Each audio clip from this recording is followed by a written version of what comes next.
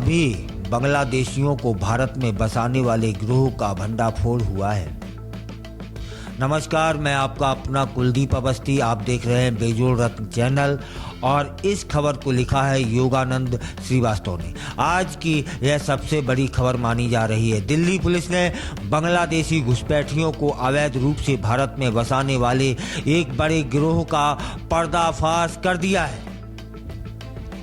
Police ने 18 बांग्लादेशी नागरिकों और 8 भारतीयों को गिरफ्तार भी कर लिया है। इन पर आरोप है कि फर्जी दस्तावेज तैयार कर भारतीय पहचान पत्र बनवाने और असली पासपोर्ट दिलाने का काम किया जाता था। यह गिरोह ऐसा काम करता था। इसको विस्तार से जान लेते हैं। दिल्ली पुलिस की कार्रवाई में ये बड़ा खुलासा हो चुका है कि इस गिरोह के सदस्य फर्जी आधार कार्ड और अन्य दस्तावेज तैयार करके बांग्लादेशी नागरिकों को भारतीय नागरिकता दिलाने में जुटे हुए थे कई सालों से। यही नहीं, कुछ आरोपियों ने एयरलाइन कंपनियों में नौकरी तक हासिल कर ली थी। भाई, इस मामले में विस्तार से जानकारी जुटाई है, जान लेते हैं। इस पूरी साजिश में हवाला नेटवर्क का भी इस्तेमाल हुआ है।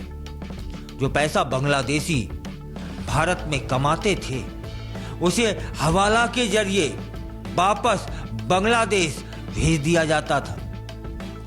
दिल्ली पुलिस ने अब तक 8 बांग्लादेशी नागरिकों को देश से बाहर भेजने की प्रक्रिया भी शुरू कर दी है। तब फिर कैसे ये पूरा गिरोह भारत में घुसपैठ करवाने, नौकरी दिलवाने, सरकारी योजनाओं का गलत फायदा उठाने में जुटा हुआ था। गिरफ्तार किए गए 4 भारतीयों की पहचान भी कर ली गई है, जो बांग्लादेशी नागरिकों के लिए फर्जी आधार कार्ड बनवाने में मदद करते थे। उस पूरे रैकेट का मास्टरमाइंड जुल इस्लाम बताया जा रहा है, जो नेटवर्क को संचालित करता था। अब तक 26 लोगों को गिरफ्तार किया गया है। जांच में यह जानकारी हासिल हुई है कि कुछ आरोपी लगातार बांग्लादेश आते जाते थे और वहां से घुसपैठियों को लाने का काम करते थे और पुलिस नेटवर्क की गहराई तक पहुंच चुकी है और इसके और गहरे तक पहुंचने पर का प्रयास कर रही है। अब सवाल यह बनता है कि क्या यह मामला सिर्फ दिल्ली तक सीमित है या फिर देश के अन्य हिस्सों में भी इस तरह की घुसपैठ हो रही है। असम सरकार पहले ही इस मुद्दे पर सख्त रुख अपना चुकी है। मुख्यमंत्री हिमंत विश्व शर्मा ने बांग्लादेशी घुसपैठियों को देश के लिए एक बड़ा खतरा बता दिया है।